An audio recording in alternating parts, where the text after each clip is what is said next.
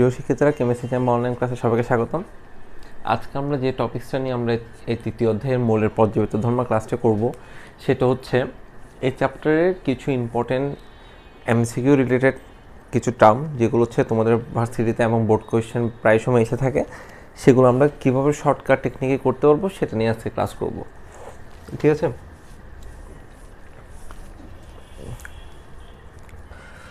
আমরা প্রথম টেকনিকটা যেটা করব সেটা হচ্ছে কি, আজকে আমরা প্রথম সেটা হচ্ছে বন্ড অর্ডার নির্ণয়। একটু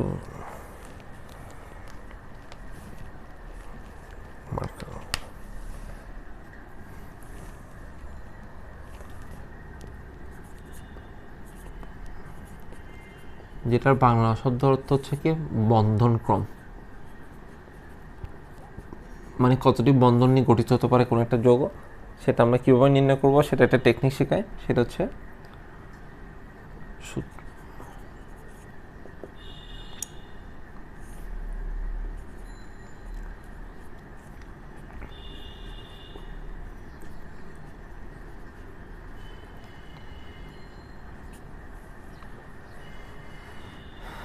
মানে এখানে এ এবং বি দ্বারা কি বোঝানো হচ্ছে, এ সমান সমান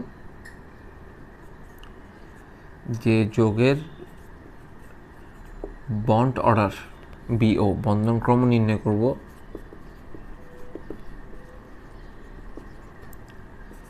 সেই যৌগটির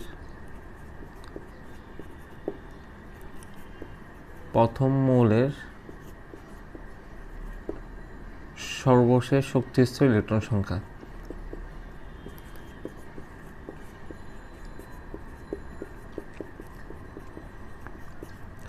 আর বি হবে দ্বিতীয় মৌলটির সর্বশেষ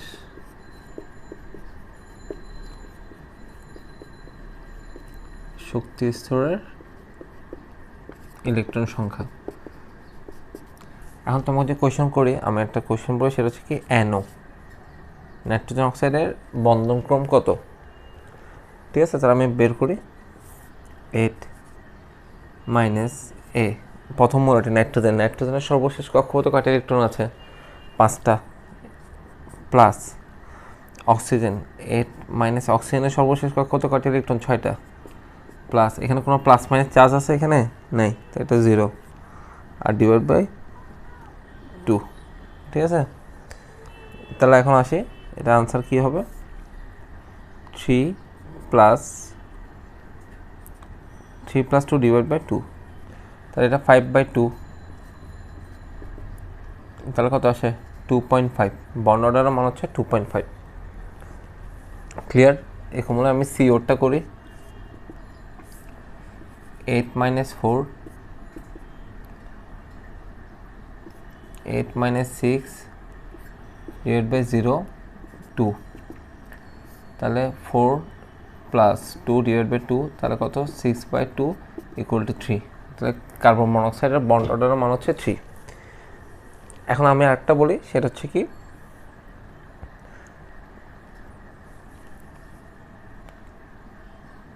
তোমাদেরকে যদি এটা দেওয়া থাকে, সরি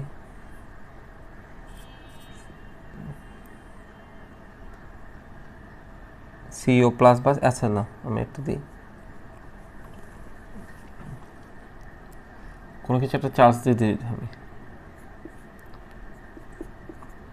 NH4+, ঠিক আছে, এটা বর্ণনা কত হবে, 8 - 5 প্লাস 8 হাইড্রোজেন কত 1। ঠিক আছে, এটা চারটে হিসাব করতে হবে না, আর প্লাস জাস্ট 1, তাহলে ডিভাইড বাই 2, 3 + 7 + 1 ডিভাইড বাই 2, তাহলে কত 11/2 5.5। ঠিক আছে, যেরকম থাকে এরকম, যে প্লাস থাকলে ধরো এখানে যে প্লাস চার্জ থাকে তাহলে এখানে প্লাস হবে, আর যে মাইনাস চার্জ থাকে ধরো CO3 2 - 8 প্রথম কার্বন প্লাস 8 - অক্সিজেন কত 6, এখানে -2 চার্জ -2, তাই ডিভাইড বাই 2, তাহলে কত আসে 4 + 2 - 2 ডিভাইড বাই 2, তাহলে 4/2 2। এগুলো এভাবে আমরা বন্ড অর্ডারটা নির্ণয় করতে পারবো। আশা করি তোমরা বুঝতে পারবো। এবং এগুলো নিয়ে প্রায় সময় কোয়েশ্চেন আসে, বোর্ড কোয়েশ্চেন এবং ভার্সিটি কোয়েশ্চেনে। এভাবে তোমরা এই সূত্রের মাধ্যমে তোমরা নির্ণয় করতে পারবে। এ মানে প্রথম মৌলটা সর্বশেষ কক্ষপথে ইলেকট্রন সংখ্যা, বি মানে দ্বিতীয় মৌল সর্বশেষ কক্ষপথে ইলেকট্রন সংখ্যা, আর চার্জ প্লাস থাকলে প্লাস বসাবো, মাইনাস থাকলে মাইনাস বসাবো। ক্লিয়ার?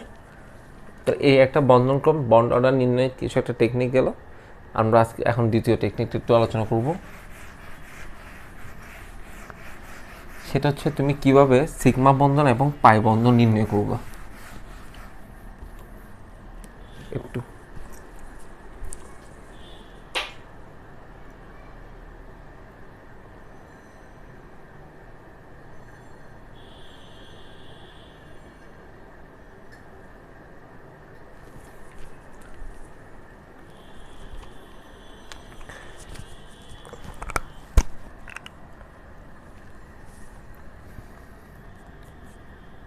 দেখা যাচ্ছে না। সিগমা ও পাই বন্ধন নির্ণয়, এই কোয়েশ্চেনগুলো আসে থাকে। কোয়েশ্চেনটা কীরকম থাকে আমি একটু দেখাই। যে তোমাকে বলতে পারে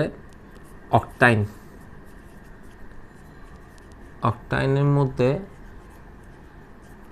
কতটি সিগমা কতটি পাই বন্ধন আছে, কতটি সিগমা ও কতটি পাই বন্ধন আছে। আসেন আমি কিছু একটা টেকনিকটা দেখাই। প্রথমে এটা মনে রাখবা, যারা অ্যালকেন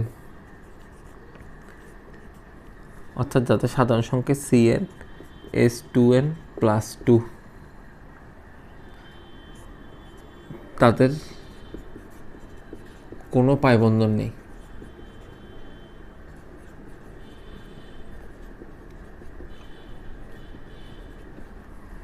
দুই নম্বর অ্যালকিন,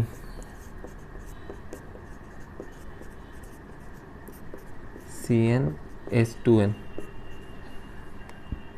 এদের পাই বন্ধন সংখ্যা হয় একটি।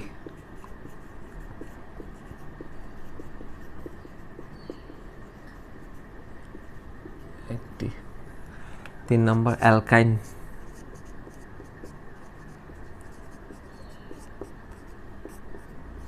CnH2n-2, এদের পাই বন্ধন সংখ্যা হবে দুটি।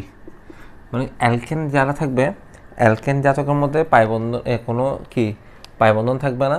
অ্যালকিনের মধ্যে পাই বন্ধন থাকবে একটি, অ্যালকাইনে দুইটি, আর এটা কোনো নেই। এটা এই টেকনিকটা মনে রাখতে হবে।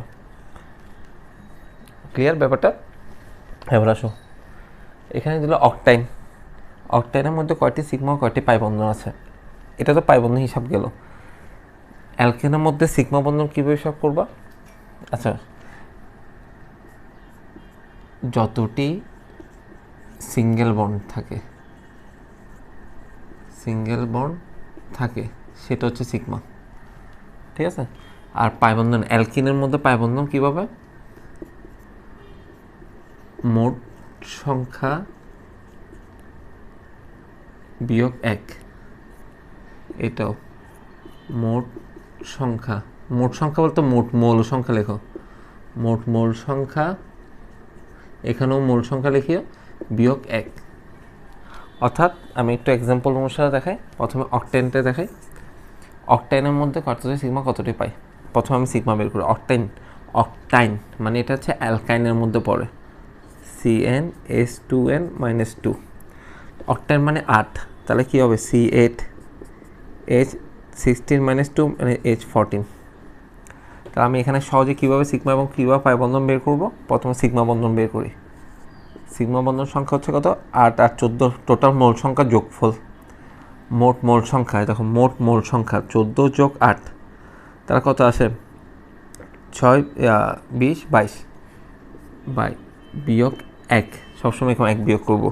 তাহলে 1 বিয়োগ করলে কত আসে? এটা 21। তাহলে সিগমা বন্ধন সংখ্যা কয়টি? 21টি। আর পাই বন্ধন হবে কয়টি? অ্যালকাইনের ক্ষেত্রে পাই বন্ধন হয় সবসময় কতটি? 2টি। সিগমা বন্ধন 2টি, পাই বন্ধন হচ্ছে সিগমা বন্ধন 21টি, পাই বন্ধন হবে 2টি অ্যালকাইনের ক্ষেত্রে। তা আমি এটা একটু প্রমাণ করে দেখাই। 1 2 3 4 5 6 7 8 1 2 3 4 5 6 7 8 যে কোনো একদিকে আমি একটা ত্রিবন্ধন দিই, কেন যেহেতু অ্যালকাইন মানে ত্রিবন্ধন থাকবে, যে কোনো একদিকে দিতে পারবো, এখানেও দিতে পারো এখানেও দিতে পারো। তো এখানে এ কার্বনের কয়টা হাত বাকি আছে? একটা। এ কার্বনের কোনো হাত বাকি নেই, 1 2 3 4টা হলো। এ কার্বনের দুইটা দুইটা দুইটা দুইটা দুইটা তিনটা, ঠিক আছে। এগুলোতে হাইড্রোজেনগুলো বসে আর কি, হাইড্রোজেন।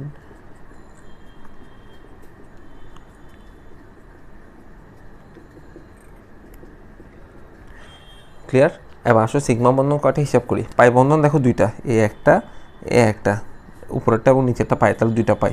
সিগমা বন্ধন কয়টা দেখি? একটা, এ মাঝখানে একটা, দুইটা, তিনটা, চারটা, পাঁচটা, ছয়টা, সাতটা, আটটা, নয়টা, 10, 11, 12, 13, 14, 15, 16, 17, 18, 19, 20, 21। এই দেখছো 21টা সিগমা বন্ধন। এই আমি এখানে 21টা লিখলাম সেটা। তা আমি এই তোমার পরীক্ষা এমসিকিউতে আসলে তো এইভাবে চিত্র এঁকে এঁকে করতে গেলে অনেক সময় লাগবে, ঠিক না? তাহলে এই টেকনিকের মাধ্যমে করতে পারলে তোমরা ইজিলি তাড়াতাড়ি করতে পারবে। ব্যাপারটা ক্লিয়ার? একটু পজ করে ভিডিওটা করে নোট করে ফেলিও, এভাবে বের করতে হয়, ঠিক আছে। তাহলে আমি আরেকটা করি, আর একটু ক্লিয়ার হবে।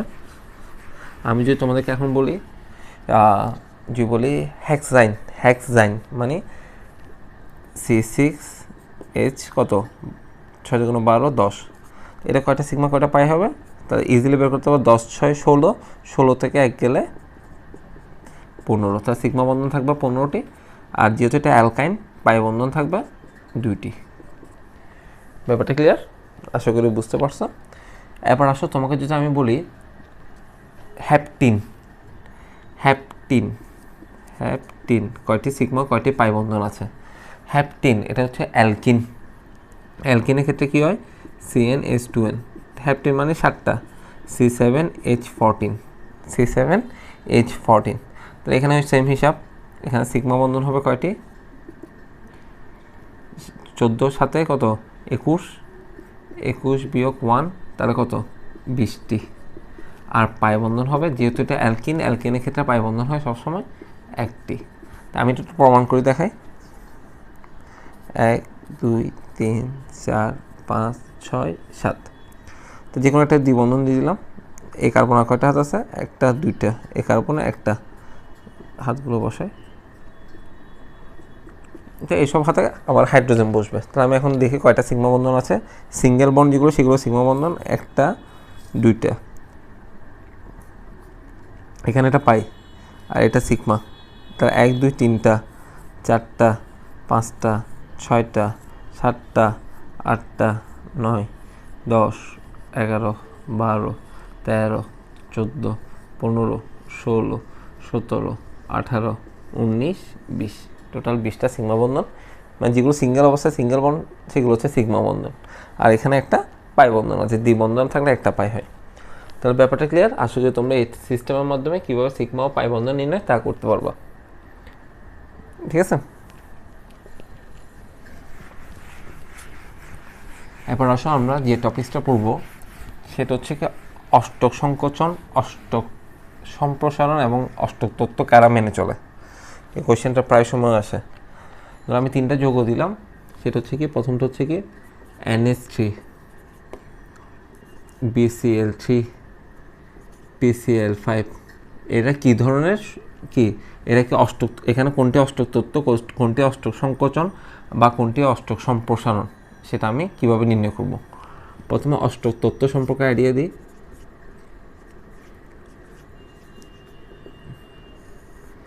যাদের সর্বশেষে মোট ইলেকট্রন সংখ্যা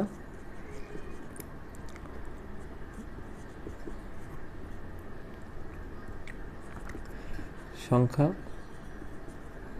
8টি, মানে বড় বড় যাদের 8টা থাকবে তারা হচ্ছে অষ্টক তত্ত্ব মেনে চলে।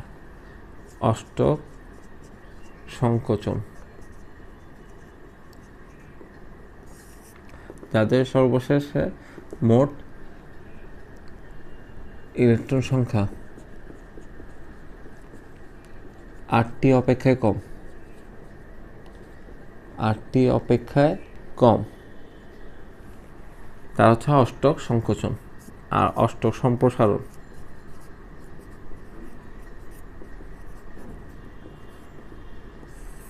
যাদের সর্বশেষ ইলেকট্রন সংখ্যা 8টি অপেক্ষায় বেশি থাকে, 8টি অপেক্ষায় বেশি থাকে তারা অষ্টক সম্প্রসারণ দেখায়। এরপর আসলে আমি এগুলো একটু দেখাই। প্রথমে NH3, NH3 তিনটা থেকে কোনটা মেনে চলে একটু দেখি।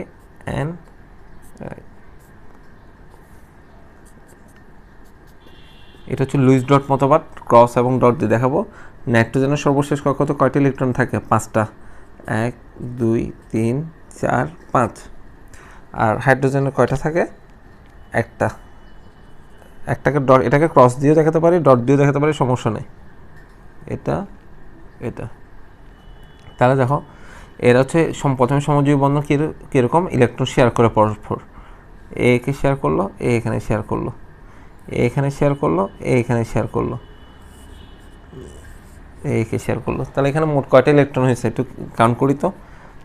এখানে 2টা, এখানে 2টা, তাহলে মোট কয়টা?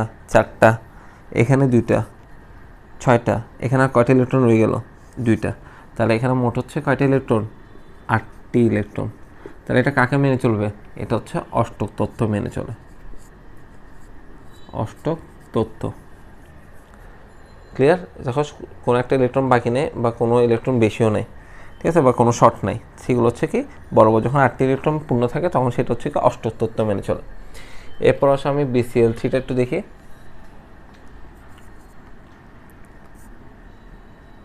Cl Cl Cl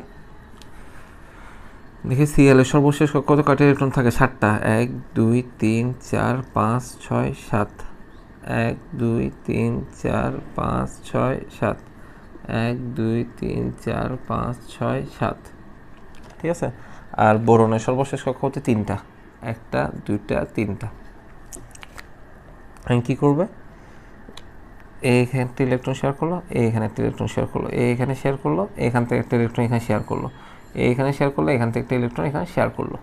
তাহলে দেখো সবসময় মাঝখানে মোটরের সাথে যতটা ইলেকট্রন থাকবে সেটাই কাউন্ট করবো আমরা এই অষ্টক তত্ত্ব সম্প্রসারণ সংকোচনের ক্ষেত্রে। এটার সাথে কোনো কাউন্ট করবো না, সবসময় মাঝখানটাকে নিয়ে কাউন্ট করবো। তাহলে এখানে 2টা, 4টা, মানে 2, এখানে আর 2টা, 4টা, এখানে আর 2টা, 6টা। আর এখানে আর কোনো ইলেকট্রন আছে মাঝখানে, এগুলো কাউন্ট করবো না। ক্লোরিনের সাথে যেগুলো আছে সেগুলো কাউন্ট করবো না। যেগুলো বন্ধন আবদ্ধ হয় এবং যেগুলো মুক্ত অবস্থায় থেকে যায় কেন্দ্রীয় পরমাণু মৌলের সাথে, কেন্দ্রীয় মৌলের সাথে যেটা বন্ধন আবদ্ধ হচ্ছে এবং যেটা মুক্ত অবস্থায় যদি কোনো কিছু থাকে সেগুলো আমি কাউন্ট করব, বাকিগুলো কোনো কিছু কাউন্ট করব না। তো এখানে 2 4 6 মোট ইলেকট্রন সংখ্যা কয়টি হলো? 6টি। তো 6টি কি 8টি অপেক্ষায় বেশি নাকি কম? 8টি অপেক্ষায় কম। তাহলে এটা কি ঘটছে? এটা ঘটছে অষ্টক সংকোচন। ক্লিয়ার? এবার আসো আমি একটু PCl5 একটু দেখাই।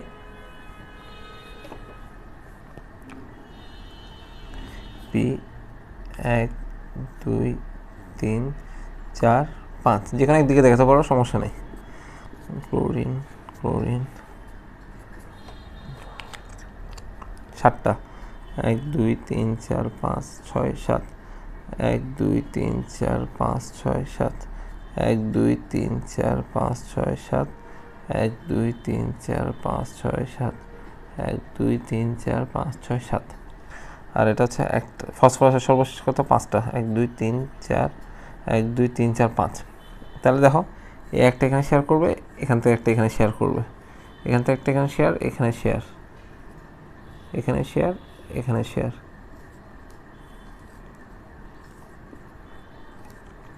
তাহলে এখানে দেখো কয়েকটা বন্ধন আবদ্ধ হয়েছে? 2 4 6 8 10।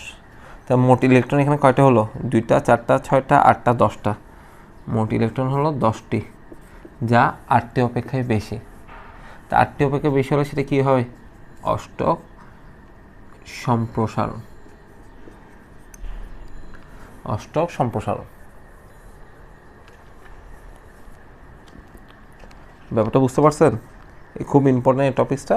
আশা করি এইভাবে তোমরা তত্ত্ব, সংকোচন এবং সম্প্রসারণ সম্পর্কে আইডিয়াটা নিতে পারবা। ক্লিয়ার? এবার আসো আমরা আবার আরেকটা টেকনিক করব, সেটা হচ্ছে কি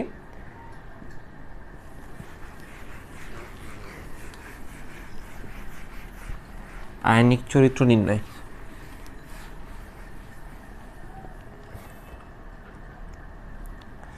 ঠিক আছে,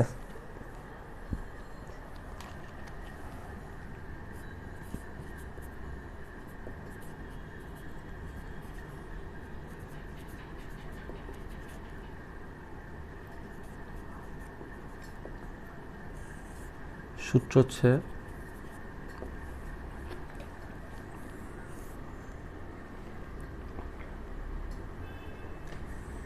(3.5)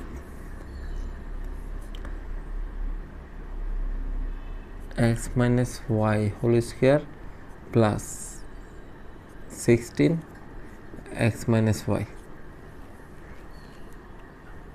এখানে x দ্বারা বোঝাচ্ছে যে যৌগটির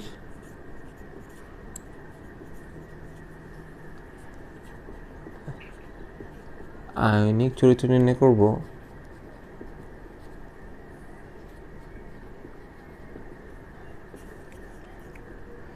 সে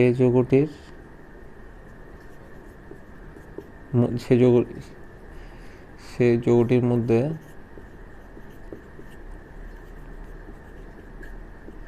যে মৌলটির তড়িৎ ঋণাত্মকতা মান বেশি।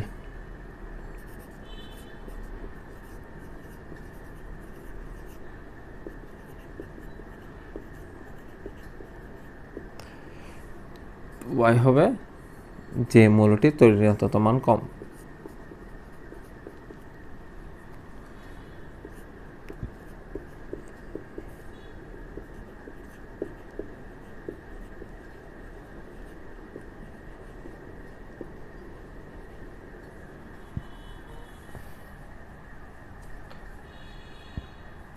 ঠিক আছে, সূত্রটা একটু লিখে নাও।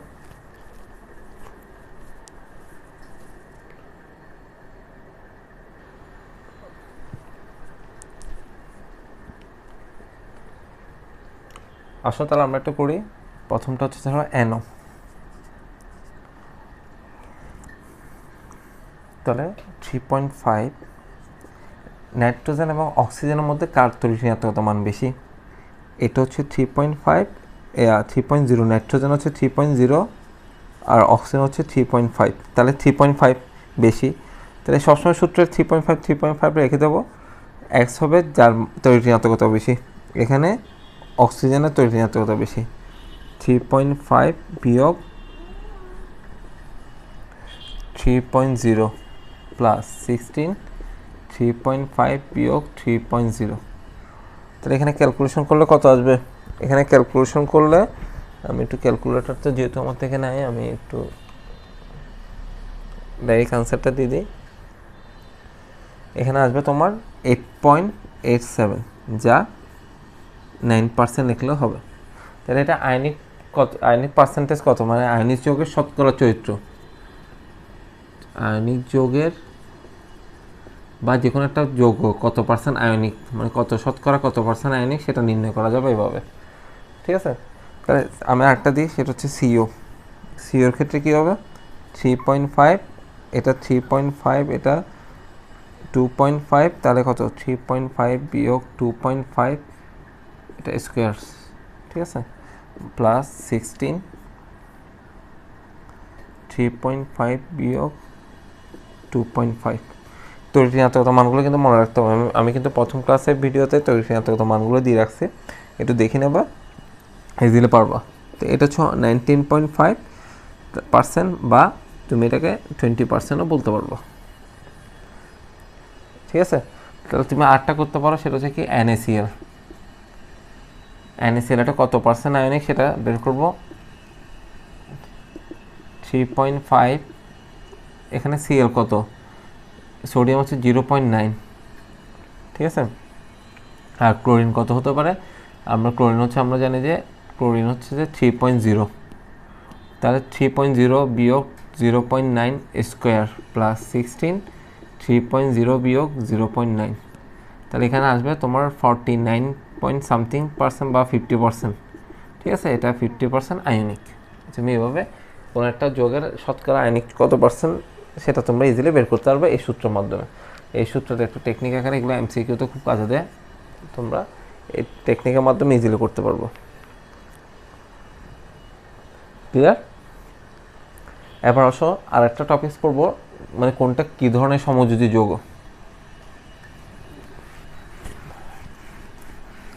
আচ্ছা, ক্লাসটা হচ্ছে সবগুলো টেকনিক, শর্ট টেকনিক, কীভাবে তুমি কোনটা সহজে নির্ণয় করবা ওই ধরনের কোয়েশ্চেনগুলো। এগুলো প্রায় সময় দেখবো বোর্ড এবং ইয়াতে থাকে। আমি কোয়েশ্চেনগুলো একটু বের করে রাখি।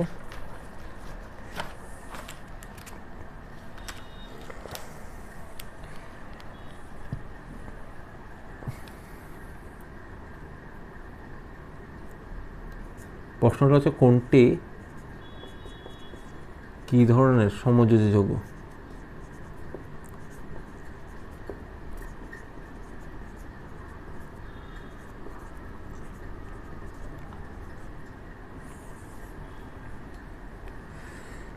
প্রথম del En ইকুয়াল টু 0 হলে বিশুদ্ধ সমযোজী যৌগ।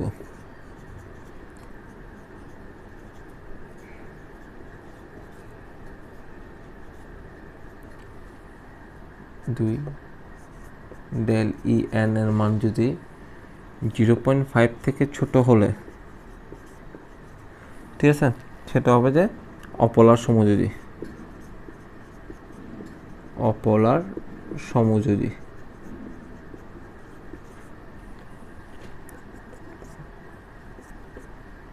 del En 0.5 থেকে 1.7 হলে সেটা হবে পোলার সমযোজী। ঠিক আছে, আর del En মান 1.7 থেকে বেশি হলে সেটা হচ্ছে কি আয়নিক সমযোজী।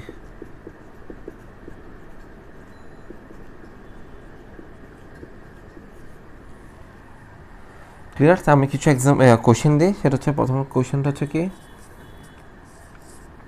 Cl2 CH4, ঠিক আছে, H2O HF, এদের মধ্যে কোনটি কোন ধরনের সমযোজী যৌগ? এদের মধ্যে কোনটি কোন ধরনের সমযোজী যৌগ? প্রথমে Cl2 নিয়ে কাজ করি। এখানে বলে রাখি del En, En মানে হচ্ছে ইলেকট্রো, মানে কি নেগেটিভিটি। ঠিক আছে, মানে ইলেকট্রন নেগেটিভিটি মানে হচ্ছে তড়িৎ ঋণাত্মকতা, আর del দ্বারা বোঝায় পার্থক্য। মানে ইলেকট্রন নেগেটিভিটি মানে ইলেকট্রোনেগেটিভিটি হচ্ছে তোমার তড়িৎ ঋণাত্মকতা পার্থক্য, তোমাকে বোঝায় এটাকে del En দ্বারা বোঝায় তড়িৎ ঋণাত্মকতা পার্থক্য। তো ক্লোরিন মানে এখানে কোন ধরনের বন্ধন থাকবে? Chlorine chlorine. তো ক্লোরিন ক্লোরিন বন্ধনের মধ্যে del En হবে কত? মানে এর তড়িৎ ঋণাত্মকতা পার্থক্য হচ্ছে 3.0, এর তড়িৎ ঋণাত্মকতা মান হচ্ছে 3.0। তাহলে 3.0 বিয়োগ 3.0 তাহলে কত? 0। তাহলে এটা 0 আসছে, তাহলে 0 হলে এটা কী হবে? বিশুদ্ধ সমযোজী। তাহলে এই Cl2 একটা বিশুদ্ধ সমযোজী যৌগ। এরপর CH4টা দেখি, এখানে কী কী বন্ধন আছে? কার্বন এবং হাইড্রোজেন। তো এখানে del En হবে কার্বনের তড়িৎ ঋণাত্মকতা মান কত? 2.5, আর হাইড্রোজেনের কত? 2.1। তার 2.5 থেকে 2.1 গেলে 0.4। তা যা 0.5 অপেক্ষায় ছোটো, তো 0.5 অপেক্ষায় ছোটো হলে এটা একটা কি অপোলার সমযোজী। এটা হবে অপোলার সমযোজী। তুমি H2O, এখানে কী কী বন্ধন আছে? অক্সিজেন এবং হাইড্রোজেন। তাহলে del En হবে অক্সিজেনের কত তড়িৎ ঋণাত্মকতা মান? 3.5, আর হাইড্রোজেন হচ্ছে 2.1। তাহলে কত? 3.5 থেকে 2.1 গেলে 1.4। তাহলে 0.5 থেকে 1.7-এর মধ্যে থাকলে সেটা হচ্ছে পোলার সমযোজী। তো এটা হবে পোলার সমযোজী। আর লাস্ট HF, HF-এর মধ্যে কি আছে? ফ্লোরিন এবং হাইড্রোজেন বন্ধন। del En হবে কি? ফ্লোরিনের কত? 4.0, আর এটা হচ্ছে 2.1। তাহলে এটা আসে 1.9, যা 1.7 থেকে বেশি। তাই এটা একটা কি আয়নিক সমযোজী যৌগ। ঠিক আছে, আয়নিক সমযোজী। তুমি ইজিলি এভাবে প্রশ্ন আসতে পারে যে CH4 কোন ধরনের যৌগ, কোন ধরনের সমযোজী যৌগ। তো তোমরা এই টেকনিকের মাধ্যমে তোমরা ইজিলি সমযোজী যৌগ কোনটা কী ধরনের সেটা নির্ণয় করতে পারবো। বুঝতে পারছো?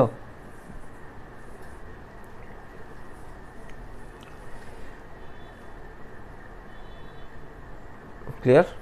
এবার আমরা কিছু টপিক্সে যাব। তারপর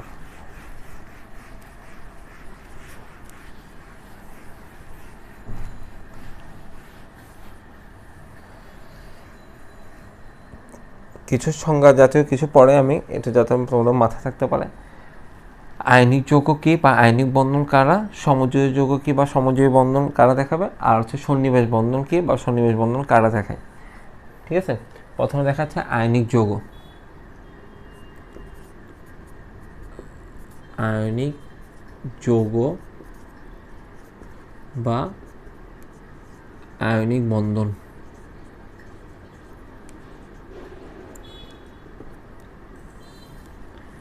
আয়নিক যৌগ কারা?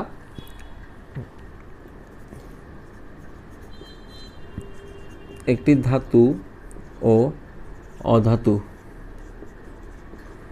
পরস্পর ইলেকট্রন আদান প্রদান করে।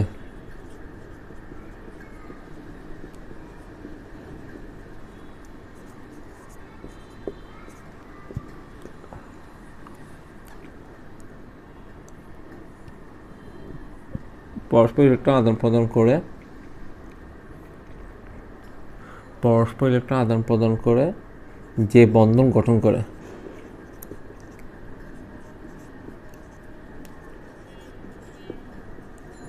তাকে আয়নিক বন্ধন বলে, এবং যে যৌগটা তৈরি হয় তাকে বলা হচ্ছে আয়নিক যৌগ। যেমন কীরকম একটা তোমরা ক্লাস 9-10 বইতে অবশ্যই পড়েছো, ধরো সোডিয়াম 1 2 3 4 5 6 7 8 9 10 11, আর ক্লোরিন 1 2 3 4 5 6 1 2 3 4 5 6 7 1 2 3 4 5 6। ঠিক আছে, তাহলে এই একটা ইলেকট্রন যখন দান করবে, মানে অষ্টক পূর্ণ হওয়ার জন্য, নিষ্ক্রিয় গ্যাস হওয়ার জন্য, এই সোডিয়াম Na, এটা হচ্ছে ক্লোরিন, এ কী করে, এই একটা ইলেকট্রন যদি দান করি দেয় তাহলে এ Na+ হবে, আর ক্লোরিন একটা ইলেকট্রন যখন গ্রহণ করবে তখন Cl- হবে। এ অষ্টক পূর্ণ হয়ে যাবে, এ অষ্টক পূর্ণ হবে। তা পরস্পর তখন কি উৎপন্ন হবে, Na একটা ইলেকট্রন ছেড়ে দিয়ে Na+, আর ক্লোরিন একটা ইলেকট্রন গ্রহণ করে Cl-। তো পরস্পর যখন অষ্টক পূর্ণ হওয়ার জন্য পরস্পরের মধ্যে যখন ইলেকট্রন আদান প্রদান ঘটে তখন তারা প্লাস এবং মাইনাস আয়নে পরিণত হয়, Na+ এবং Cl-। এগুলো তোমরা আগে পড়ছো আমি জানি। তো এই বন্ধনটা গঠন হওয়ার প্রক্রিয়াকে এই ধাতু এবং অধাতু মিলে ইলেকট্রন আদান প্রদান করে যে বন্ধনটা গঠিত হয় সেটা হচ্ছে আয়নিক বন্ধন, মানে সোডিয়াম ক্লোরাইড, সোডিয়াম এবং ক্লোরাইড এই বন্ধনটা হচ্ছে আয়নিক বন্ধন, এবং যে যৌগটা তৈরি হচ্ছে NaCl, এটা হচ্ছে একটা আয়নিক যৌগ। ক্লিয়ার? এবার আসো, আমরা এই আয়নিক যৌগ পড়তে হলে এখানে ল্যাটিস শক্তি এবং হাইড্রেশন শক্তি সম্পর্কে তোমাদেরকে আইডিয়া নিতে হবে। ল্যাটিস শক্তি কি, হাইড্রেশন শক্তি কি, মানে এটা হচ্ছে আয়নিক যৌগের মধ্যে পড়ে।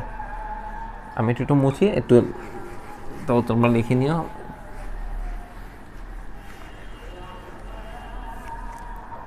ল্যাটিস শক্তি এবং হাইড্রেশন শক্তি এইগুলো প্রায় সময় আসে। ল্যাটিস শক্তি একটা হচ্ছে, আরটা হচ্ছে হাইড্রেশন।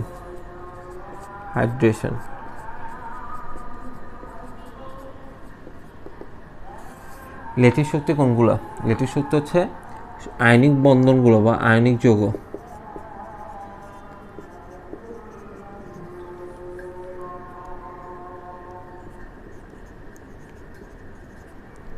খুব শক্তিশালী বন্ধন আবদ্ধ থাকে।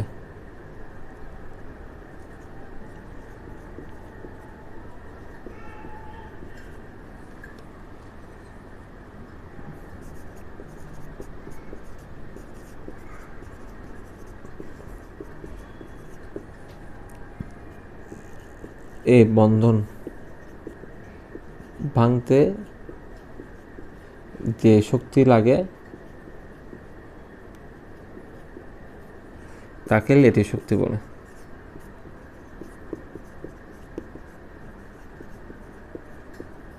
মানে বুঝছো, আয়নিক যৌগগুলো, ধরো একটা এক্সাম্পল দিই, Na এবং Cl, এই বন্ধনটা কিন্তু এরা খুব শক্তিশালী বন্ধনে আবদ্ধ থাকে পরস্পর পরস্পর। আয়নিক যৌগগুলো সবসময় শক্তিশালী বন্ধনে আবদ্ধ থাকে। এই বন্ধনটাকে ভাঙতে যে শক্তিটা প্রয়োজন হবে, বা এই বন্ধনটা ভাঙতে যে শক্তিটা নির্গত হয়, বন্ধনটা ভাঙতে NaClকে আলাদা করতে যে শক্তিটা নির্গত হয় বা দিতে হবে, সেটা হচ্ছে লেটিস শক্তি। আর পানির অণু দ্বারা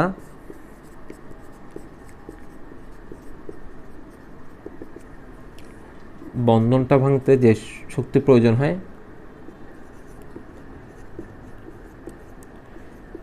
যে শক্তির প্রয়োজন হয়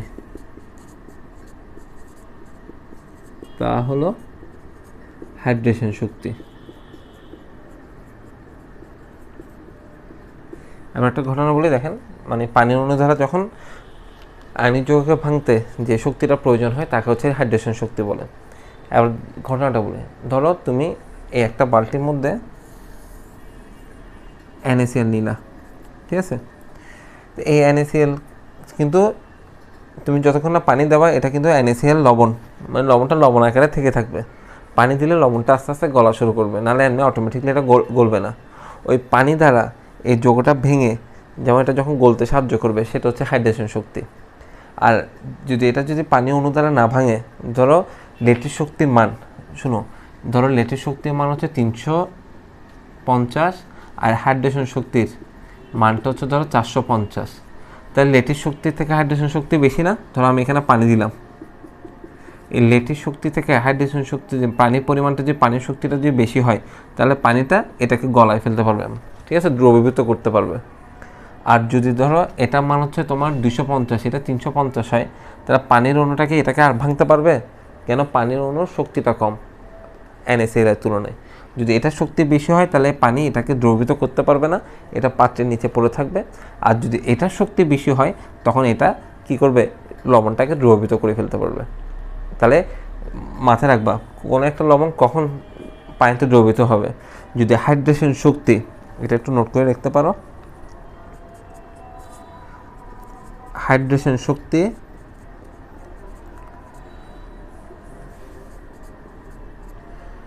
লেটিস শক্তি অপেক্ষায় বেশি হলে,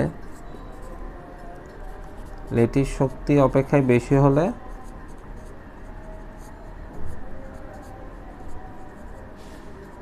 তা পানিতে দ্রবীভূত হবে। তা বলতে এখানে ধরো লবণটা বোঝাচ্ছে আর কি, NaCl, ঠিক আছে? এই লবণটার শক্তি যদি পানির শক্তি থেকে যদি কম হয়, তাহলে মানে এই আয়নিক বন্ধনটা ভাঙতে যে শক্তিটা লাগবে, এর যদি তার চেয়ে আরও বেশি শক্তি থাকে, তাহলে এটাকে দ্রবীভূত করতে পারবে। যদি এই বন্ধনটা ভাঙতে যে শক্তিটা দরকার, এর থেকে যদি সেই শক্তিটা না থাকে, তাহলে এটাকে ভাঙতে পারবে না। যদি লেটিস শক্তির পরিমাণ বেশি হয়, তাহলে এটা উল্টা হবে, এটা লেটিস শক্তি বেশি হলে দ্রবীভূত হয় না। ক্লিয়ার? যদি এখন এটা ধরো পানি দ্বারা যদি দ্রবীভূত হয়, তখন এই চিত্রটা কীরকম হয়? আমরা এটা ক্লাস 9-10 বইয়ে পড়ছিলাম। এটা আলাদা হয়ে যাবে Na+Cl-।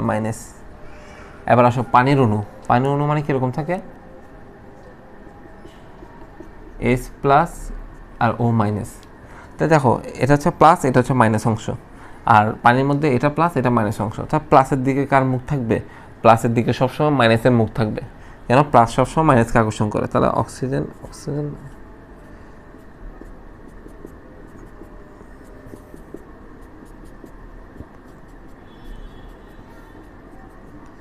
দেখছেন, মাইনাসটার মুখটা প্লাসের দিকে, ঠিক আছে?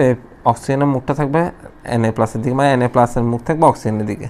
তো এদিকে কার মুখ থাকবে? এদিকে যেহেতু মাইনাস, তাই এদিকে থাকবে হাইড্রোজেনের মুখ।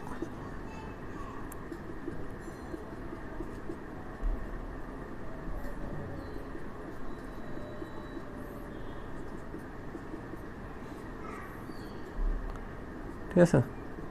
যতটা ইচ্ছে ততটা দিতে পারো, সমস্যা নেই, 4টা 5টা যা দিতে পারো। হাইড্রোজেনের মুখ থাকবে ক্লোরিন বরাবর, আর এটা থাকবে তোমার কি? অক্সিজেনের মুখ থাকবে সোডিয়ামের বরাবর। এটা আছে আমরা ক্লাস 9-10 বইয়ে পানিতে দ্রবণীয়তা নিয়ে আমরা পড়াটা পড়ছিলাম, আয়নিক যৌগসমূহ পানিতে দ্রবণীয়তা। ঠিক আছে, এইভাবে তোমরা ব্যাখ্যা করতে পারো।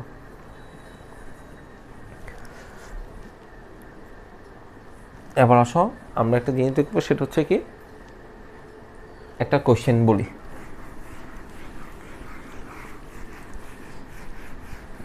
সমযোজী বন্ধন এবং সন্নিবেশ বন্ধন, এই দুইটার মধ্যে পার্থক্য তুমি কেমনে বুঝতে পারবা? সমযোজী বন্ধন এবং সন্নিবেশ বন্ধন। আমার ভিডিও কি চলে?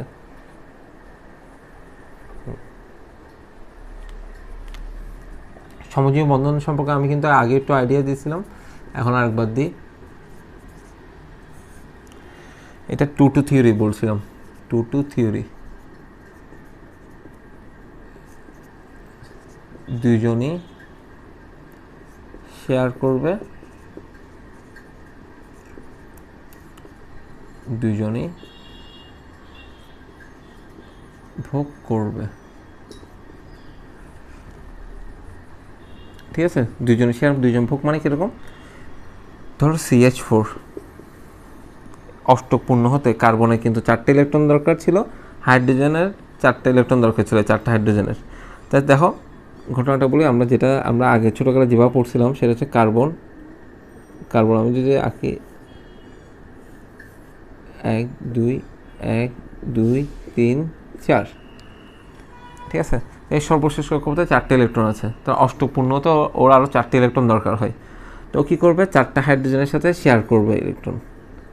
এখানে একটা হাইড্রোজেন, এখানে একটা হাইড্রোজেন, এখানে একটা হাইড্রোজেন, এখানে একটা হাইড্রোজেন। তো প্রতিটা হাইড্রোজেন কয়টা করে ইলেকট্রন থাকে সর্বশেষ কক্ষপথে? একটা করে। এই হাইড্রোজেনগুলো আমি একটু আঁকে, এটা হচ্ছে হাইড্রোজেনের, এটা হচ্ছে হাইড্রোজেনের, এটা হাইড্রোজেনের, এটাও হাইড্রোজেনের। তাহলে আবার চিন্তা করো, এই hydrogen hydrogen hydrogen hydrogen, hydrogen এখন টোটাল কয়টা ইলেকট্রন হয়ে গেল? হাইড্রোজেনের সর্বশেষ কক্ষপথে 2টা ইলেকট্রন, এই হাইড্রোজেনেরও 2টা, এই হাইড্রোজেনেরও 2টা, এই হাইড্রোজেনেরও কি 2টা ইলেকট্রন। টোটাল কয়টা ইলেকট্রন হলো? হাইড্রোজেনগুলো 2-এর নিয়ম, মানে ওদের সর্বশেষ শক্তি স্তর পূর্ণ হলো। এবার কার্বনের ক্ষেত্রে দেখি, পুরো কার্বন সর্বশেষ শক্তি স্তরে কয়টি ইলেকট্রন আছে? 1 2 3 4 5 6 7 8। এখানে কার্বন কিন্তু ইলেকট্রন দানও করে নেয়, বা হাইড্রোজেনে কিন্তু ইলেকট্রন দান করে নেয়। তারা পরস্পর দুইজনকে ইলেকট্রন শেয়ার করে তারা অষ্টক পূর্ণ হয়েছে।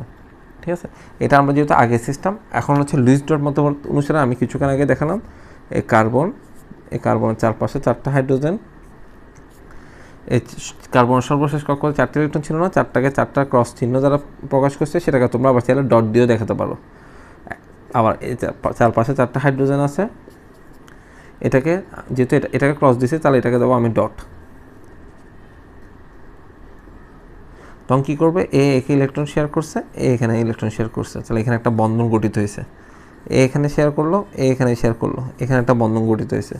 এখানে শেয়ার করলো, এখানে শেয়ার করলো, এখানে একটা বন্ধন গঠিত হয়েছে। এখানে শেয়ার করলো, এখানে শেয়ার করলো, এখানে একটা বন্ধন গঠিত হয়েছে।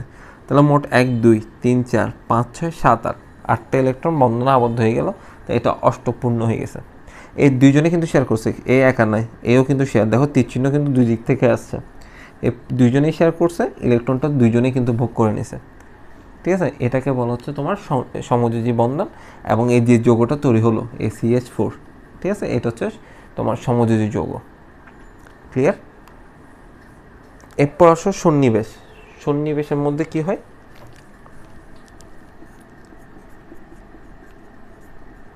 সন্নিবেশ বন্ধন, সেটা হচ্ছে 1-2 থিওরি দিয়ে মনে রাখবো। 1-2 থিওরি, 1-2 থিওরি কীরকম?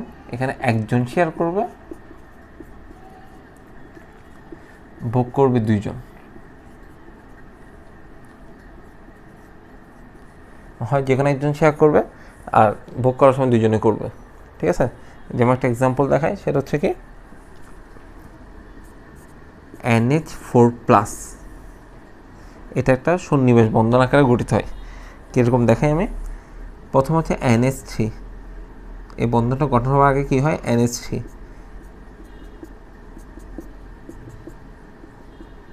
একটা দুইটা তিনটা, আর এখানে একটা ইলেকট্রন শেয়ার, এখানে শেয়ার, এখানে শেয়ার, এখানে শেয়ার, এখানে শেয়ার, এখানে শেয়ার, এখানে মুক্ত অবস্থায় এই দুটো রয়ে গেল। তাহলে স্যার এখানে একটা হাইড্রোজেন, আরটা কোথায়? এটা আসলে কীরকম থাকে জানো? NH3 আর H+, ঠিক আছে। এই NH3 হচ্ছে সন্নিবেশ বন্ধন। আর এস প্লাসটা কী করো, এস প্লাস মানে এখানে কয়টা ইলেকট্রন, এস প্লাসে কয়টা ইলেকট্রন আছে, হাইড্রোজেন প্লাস মানে সেখানে ইলেকট্রন সংখ্যা 0। ধরো এখানে হাইড্রোজেন যেটা এস প্লাস আছে তার ইলেকট্রন সংখ্যা কত, 0। তাহলে কী করবে, কী করবে, এই দুইটি ইলেকট্রন একে শেয়ার করবে। দুইটি ইলেকট্রন কাকে শেয়ার করবে, এই এস প্লাসকে শেয়ার করতেছে, দান করবে না, শেয়ার করবে। তো শেয়ার করার পর কী হবে, এর দুইটি ইলেকট্রন হয়ে যাবে। ব্যাপারটা বুঝছো? আমি আরেকটু এরকম চিত্র দেখাই। 1 2 3 4 5 আর এদিকে 2টা, এটা হচ্ছে নাইট্রোজেন। ঠিক আছে। তো এটার সাথে সাথে একটা হাইড্রোজেন যুক্ত। ঠিক আছে। এর লাস্টেরটা ক্ষেত্রে দেখো কী করে, এই দুইটা কী করে, ধরো এখানে একটা হাইড্রোজেন যার ইলেকট্রন সংখ্যা 0, কেন এস প্লাস মানে 0। তো ও কী করবে, এই দুইটাকে যখন শেয়ার করবে মানে একটা হাইড্রোজেন যদি এখানে আসি বসে এস প্লাস, তখন কী যাচ্ছে, এই এস প্লাসটা পূর্ণ হয়ে যাচ্ছে না, 1 2 দুইটা ইলেকট্রন দ্বারা পূর্ণ হয়ে যাচ্ছে। আবার ও কিন্তু পুরো দান করবে না, এই যদি পুরোটা দান করে দেয় তাহলে এর নিজের 1 2 3 4 6টা ইলেকট্রন হয়ে যাবে, অষ্টক সংকোচন ঘটবে। অষ্টক কি তথ্য মেনে চলবে না, মানে 8টা ইলেকট্রন থাকবে না, তখন ওর ইলেকট্রনের ঘাটতি দেখা যাবে। ও কী করবে, জাস্ট এর পাশে গিয়ে বসবে, একে ইলেকট্রনটা শেয়ার করবে। তাই শেয়ার করছে একজন, ভোগ করছে কয়জন, এও ভোগ করলো, এও ভোগ করছে, একজন শেয়ার করছে, দুইজন ভোগ করছে, তাহলে সেটা হচ্ছে সন্নিবেশ বন্ধন। ব্যাপারটা বুঝছো? এটা আরেকটা মাধ্যমে দেখাই, আরেকটা এক্সাম্পল দিয়ে তোমরা একটু ক্লিয়ার হবে। একটু দেখাই, একদম আরেকটা সোজাটা দেখাই। সেটা হচ্ছে কি, NH3 ও BCl3 এরা পরস্পর যুক্ত হয়ে সন্নিবেশ বন্ধন গঠন করে। কীরকম, N হাইড্রোজেন হাইড্রোজেন হাইড্রোজেন, 1 2 3 4 5। ঠিক আছে। এটা এটা এটা এখানে একটা শেয়ার করলো, এখানে একটা শেয়ার করলো, শেয়ার করলো, এখানে শেয়ার করলো, এখানে শেয়ার করলো, এখানে শেয়ার করলো, এই দুইটা থাকে না। আবার BCl3টা হিসাব করি, Cl Cl Cl, বি এর সর্বশেষে 3টা আছে, 1 2 3 4 5 6 7, 1 2 3 4 5 6 7, 3 4 5 6 7, একটা এখানে শেয়ার করলো, একটা এখানে শেয়ার করলো, একটা এখানে শেয়ার করলো, একটা এখানে শেয়ার করলো, একটা এখানে শেয়ার করলো, একটা শেয়ার করলো। এর দেখো এর ইলেকট্রন হলো কত, 2 4 6, আর এর কিন্তু 8টা ফিল আপ হয়ে আছে। এখন কী করবে, আর 2টি ইলেকট্রন গ্রহণ করতে বলে কিন্তু অষ্টক পূর্ণ হয়ে যাবে। তখন কী করবে, এর 2টি ইলেকট্রন একে জাস্ট শেয়ার করবে। শেয়ার মানে এর পাশে গিয়ে বসবে, বিপদে পাশে গিয়ে বন্ধুকে, অনেক সময় বন্ধু যখন টাকা পয়সার প্রয়োজন হয়, বা অনেক বন্ধুর বা যে কোনো কেউ মানে খুব একটা ক্লোজ মানুষ, অনেকে কিন্তু বড় একটা যখন প্রবলেমে পড়ে, সে তোমার থেকে আর্থিকভাবে যদি সাপোর্ট নাও পায়, তুমি যে পাশে গিয়ে ওরকে সান্ত্বনা দাও বা পাশে গিয়ে ওর সাপোর্ট দাও, যে আমি আছি বন্ধু, তোর সাথে সবসময় আছি, থাকবো, যে কোনো প্রবলেম হলে আমাকে বলবি, এই সাপোর্ট দেওয়াটা হচ্ছে সবচেয়ে একটা বড় ব্যাপার। ঠিক আছে। তো কী করছে, এই বন্ধুটা বিপদে পড়ছে, বন্ধুকে যায় কিন্তু দান করে দিচ্ছে না, পুরো টাকাগুলো দান করতেছে না, জাস্ট বন্ধুর পাশে গিয়ে যায় বসছে, বন্ধু তোর পাশে আমি আছি, তোকে আমি সাপোর্ট দেবো। তো এই পাশে গিয়ে যখন বসলো, এর কিন্তু ইলেকট্রন যাচ্ছে না, পাশে এর সাপোর্ট পেয়ে একটা ভালো মোটিভ হয়েছে। ঠিক আছে। এরকম সাপোর্ট দেওয়ার হচ্ছে একজন যখন আরেকজনের বিপদে যখন সাপোর্ট দেয়, ঠিক আছে, সেটা হচ্ছে অনেকটা সন্নিবেশ বন্ধনের মতন। এর ইলেকট্রন শর্ট কী করলো, এই 2টা ইলেকট্রন একে শেয়ার করলো। ঠিক আছে। শেয়ার করার পর তারা দুজনেই কিন্তু অষ্টকপূর্ণ হয়ে গেল, মানে একজন একটু স্যাক্রিফাইস করলো আর কি। ঠিক আছে। তো এই স্যাক্রিফাইস করছে মানে কি, শেয়ার করছে পাশে গিয়ে, এভাবে সন্নিবেশ বন্ধনটা গঠিত হয়। ব্যাপারটা ক্লিয়ার? তা আশা করি তোমরা এগুলো বুঝতে পারছো। আমরা যদি পরবর্তীতে আরেক ক্লাসে আসতে পারি, আমরা অন্যান্য টপিকস নিয়ে আলোচনা করবো, এবং তোমাদের যা যা প্রবলেম থাকবে অবশ্যই আমাকে তোমরা অবশ্যই হোয়াটসঅ্যাপ অথবা আমাকে কেমিস্ট্রি চেম্বার পেজে তোমরা নক করে জানতে পারো যে আজকের ক্লাস থেকে যে স্যার এই টপিকসটা একটু বুঝিয়ে দিন, বা এই টপিকসটার ক্লাসে এই টপিকসটা আমাদেরকে আরেকটু ভিডিও করে পাঠান, তাহলে আমি চেষ্টা করবো সেটা নিয়ে আলোচনা করতে। ঠিক আছে। তো আজকে হচ্ছে এতটুকু পর্যন্ত। টিল দেন, বাই, ভালো থাকবেন আপনারা।